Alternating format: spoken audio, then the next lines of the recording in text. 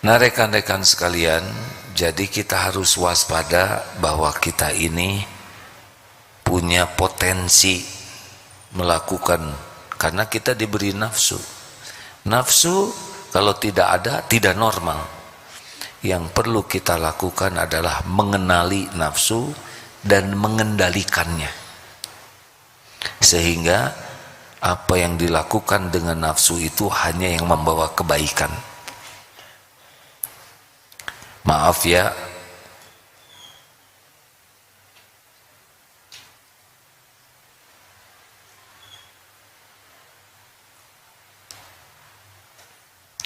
kalau ada yang ngobrol kelihatan dari sini.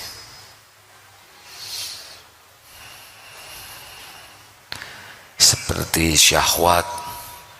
Syahwat itu penting. Kalau dilakukan dengan cara yang halal, berpahala, bernilai sedekah. Tapi kalau dilakukan dengan cara yang tidak halal, berzina namanya, dosa. Kita beranak pinak, berketurunan lewat syahwat.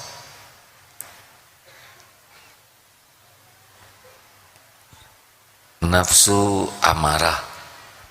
Ini penting, kalau tidak ada amarah, kita tidak bisa membela agama, membela keluarga. Tetapi kalau tidak dikendalikan, nah terjadilah kerusakan-kerusakan. Yang sederhananya nafsu makan, asam urat. Tidak usah tertawa hadirin. Kolesterol, diabetes, darah tinggi. Sebetulnya karena nafsu makan yang kurang dijaga dengan disiplin, berlebih dari dosis yang semestinya. Nah itu juga, makanya katanya yang kena diabetes itu sekarang menjadi lebih disiplin makannya. Tapi udah kejadian, hadirin. Harusnya dari sebelumnya.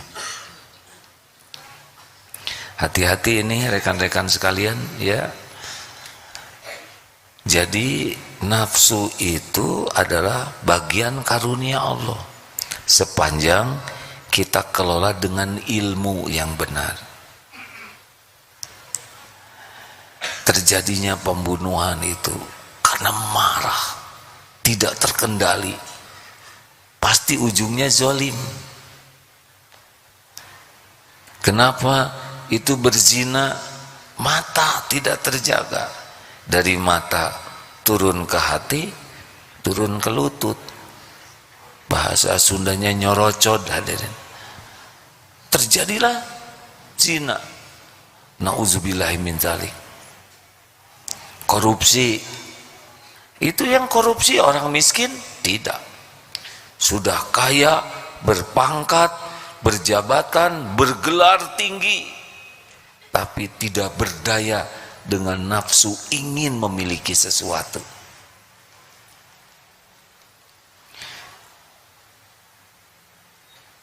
Para medsoser, apa yang suka bermedsos teh?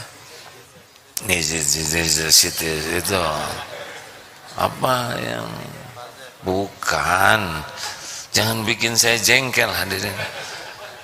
Orang yang yang YouTuber, TikToker dan sebagainya, kalau tidak hati-hati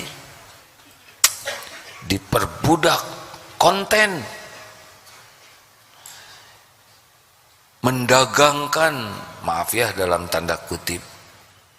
Ada yang miskin, sepertinya disayang, ditolong, mudah-mudahan begitu niatnya.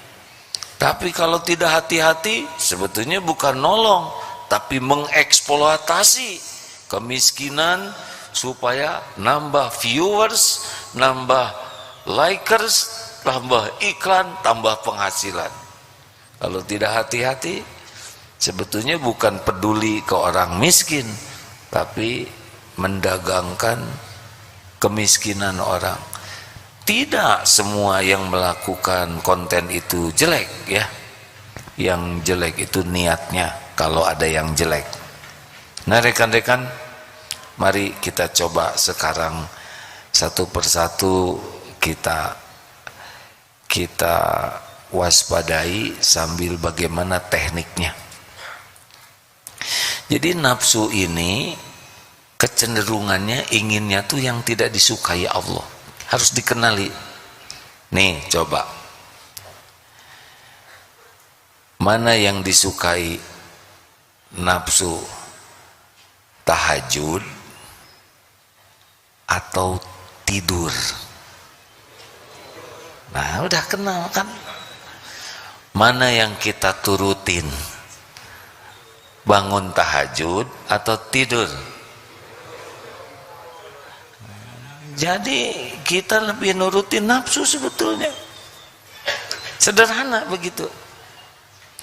Nih lagi tahajud misal, mana yang disukai Allah ayatnya? Maaf ya kalau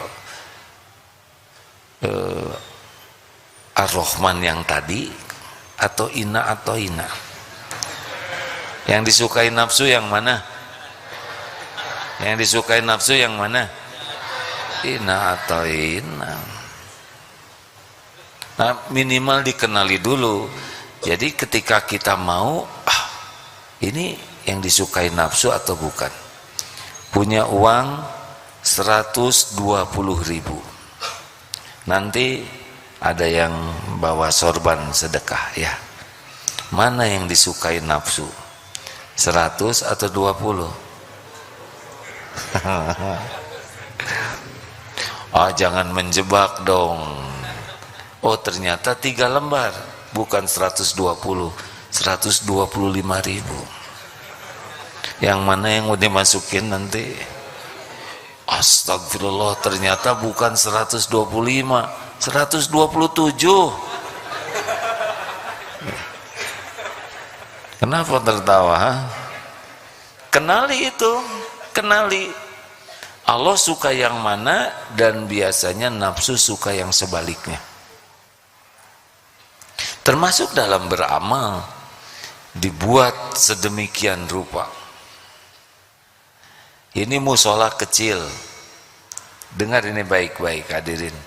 Orangnya senang zikir, kemudian dia rest area, dia duduk di sana, sholat, kemudian zikir lama. Lalu yang lain sulit masuk untuk sholat di sana atau jadi kepepet. Coba zikir itu tuh sebetulnya disukai Allah atau disukai nafsu, zikir yang membuat orang lain terhalang? Jawab hadirin. Allah sukanya kita zikir tapi tidak merugikan orang. Kalau kita berzikir, duduk ngalangin orang, itu ada nafsu di sana. Padahal beda cara Allah menilai. Dia tidak peduli kepada orang lain mau sholat mau tidak. Ini pasti nafsu. Allah pasti lebih suka kita mengalah kepada yang lain, karena khairun nas anfa'uhum linnas. Kita bisa zikir sambil berdiri, dan niat kita berzikir juga sudah dicatat oleh Allah. Kita mengalah boleh jadi pahalanya sama dengan kita duduk berzikir di sana, dan kita tambah pahala lagi memberikan kesempatan bagi orang lain. Jadi nafsu itu bukan hanya ada pada perkelahian, bukan pada korupsi, termasuk dalam ibadah juga. Saudara dengar, kenapa ada mujahid yang meninggal di medan perang, ngakunya sebagai mujahid tapi tidak diterima oleh Allah? Yang pertama dihisabkan mujahid. Ingat hadis sahih yang sering kita bahas. Aduh, maaf, ini nafsu nih hadirin. Kita aja. Kenapa? Kenapa orang yang berjuang akhirnya tidak selamat di akhirat? Jawab. Ada nafsu apa di sana? Jawab hadirin, jangan bikin saya nafsu nih ya. Kenapa ada ulama yang tidak masuk ke surga? Dia belajar agama, dia berdakwah. Kenapa ada qori'ah yang tidak berhasil ke sorga, suaranya indah, ngapalin Quran tiap hari, berlatih baca Quran tiap waktu, tapi tidak diterima oleh Allah, bahkan bikin Allah murka. Kenapa ada yang sedekahnya banyak tapi tidak bisa ke sorga? Nafsu apa yang ada di sana? Jawab. Ingin dipuji. Jadi membayangkan orang yang diperbudak nafsu tuh bukan hanya orang yang berkelahi, yang marah-marah, yang berzina. Kita pun sangat mungkin dalam ibadah, dalam dakwah, dalam ngaji, dalam berjuang, itu pun bisa jadi nafsu di sana. Jadi tidak jauh ini hadirin, penyakit ini juga bisa membabat kita nih. Wah, jadi mikir, wah itu jadi serba salah begini nih. Ya, tinggal kita belajar saja mengenali dulu nafsu, ya. Kalau sudah kenal, kira-kira ini nafsu bukan. Sepatu perlu atau tidak? Perlu atau ingin punya sepatu? Jawab hadirin. Perlu. Ya sudah, beli aja. Model sepatu, harga sepatu, merek sepatu, perlu atau ingin? Nah, mulai kenal kan? Harus dibedakan. Ini kaki saya cuma sepasang, bukan kaki 1000. Baru juga beli sepatu warna merah. Aduh, saya harus beli dulu sepatu nih. Kenapa? Karena kerudungnya pink. Perlu atau ingin? Tiap ganti kerudung, ganti sepatu. Ini bagian dari yang harus kita waspadai. Karena kalau sudah senang memuaskan ingin, bukan tidak boleh punya keinginan. Silahkan hadirin, sepanjang bisa dipertanggungjawabkan di sisi Allah. Tapi kalau ingin, terus ingin, itu seperti meminum air laut, tidak ada berhentinya. Kecuali sudah dijejali dengan tanah, baru berhenti. Makanya latihannya juga nafsu nih. Duh, pengen makan itu tuh yang ada di TikTok. Di mana tempatnya? Di sekitar Subang. Mantap. Bukannya hanya hari Ahad. Berangkat ke sana macet. Sampai ke sana antri. Udah hampir deket, habis. Berapa waktu, tenaga, pikiran, sholat ketinggalan, jadwal baca Quran hilang, sepanjang jalan uring-uringan lihat macet, benar.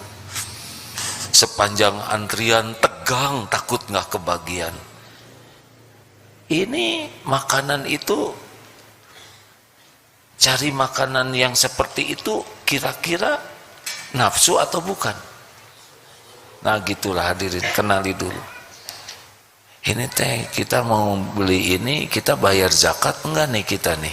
Dengan membeli ini sedekah saya berkurang tidak nih? Misal jam, langsung lihat jam saya. Nih hadirin, nggak kelihatan kan? Ini model baru. Bukan tidak boleh punya jam yang bagus ya, tapi hakul yakin jam itu intinya menunjukkan waktu, benar? Jam 1 miliar kecepatannya sama. Kalau dia lebih cepat ya lumayan. Enggak. Belum ujubnya, belum pamernya. Tiap jalan jam berapa ya sekarang? Kalau punya mahal, punya bagus, maunya pamer. Udah pakai nih yang rada asli jam nih ya, ori. Kata orang, wih kamu ini KW keberapa? Kurang ajar nyebut KW, asli loh. Iyalah kami juga ngerti kamu pengen yang asli, yang jujur aja ini KW di jadi dendam kesumat ya. Gara-gara dia asli disangka KW, mending KWW sekalian. Dah menyesuaikannya, barang mahal kalau dipakai oleh kita ya yang nggak begitu cocok pasti disangka nemu, hadirin yang pinjem nemu nyicil ya atau gonimah. Astagfirullahaladzim. Jadi sederhananya mulai dari perlu dan ingin dulu ya, supaya kita kalau enggak ada ini saya ancur-ancuran. Tidak, tahan latih, jangan setiap ingin ditunaikan, sudah kita nanti tidak punya kemampuan mengendalikan nafsu, terus itu segala macam nanti.